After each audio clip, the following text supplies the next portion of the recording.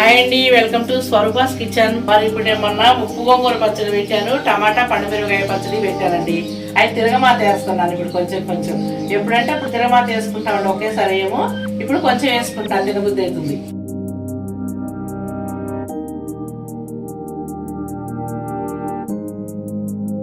బాండి పెట్టి ఇప్పుడు ఆయిల్ సరిపోయినంత, పచ్చడి తిరగమాతకి మనము ఆయిల్ సరిపోయినంత పోసుకుందాము.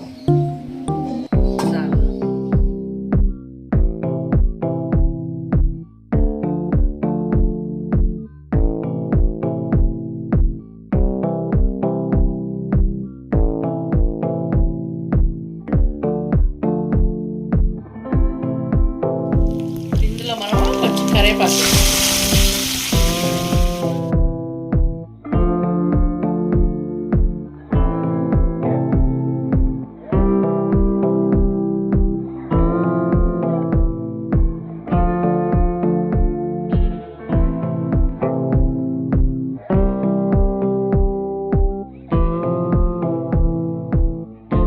ఇది ఒక చిన్న బౌల్లోకి పెట్టుకుందామండి.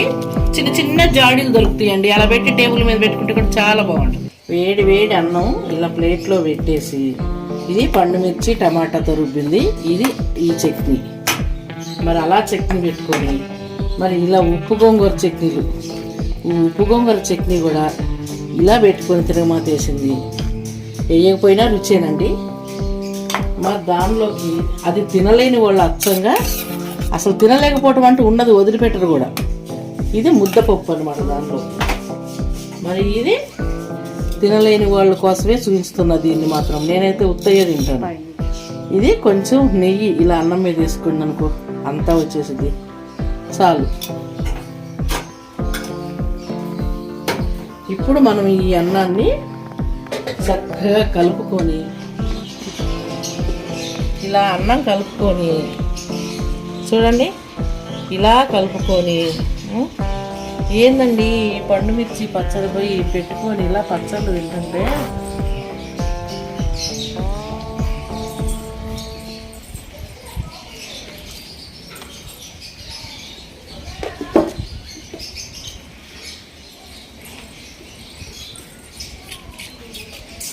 ఏమండి, ఈ పండుమిరపకాయ పచ్చడి ఉప్పు గోంగూర తింటుంటే ఉందండి. అబ్బాబా, దీనిలో ఉన్న మజా. సంవత్సరాన్ని వచ్చేసరికి 10 రకాల పచ్చళ్ళు 10 జాడీలకు పెట్టుకునేవాళ్ళు చక్కగా. ఇలా వేసుకొని వాళ్ళు తిని ఎంత గట్టిగా, ఒక్కొక్కరు 70 ఏళ్ళు 80 ఏళ్ళు 90 ఏళ్ళు 100 ఏళ్ళు కూడా బతికారండి.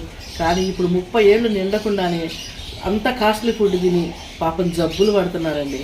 కానీ ఇది మాత్రం మర్చిపోరు కదా, మన తరాల నుంచి వచ్చే ఈ పండుమిర్చి తొక్కు ఇవి అస్సలు మర్చిపోరండి.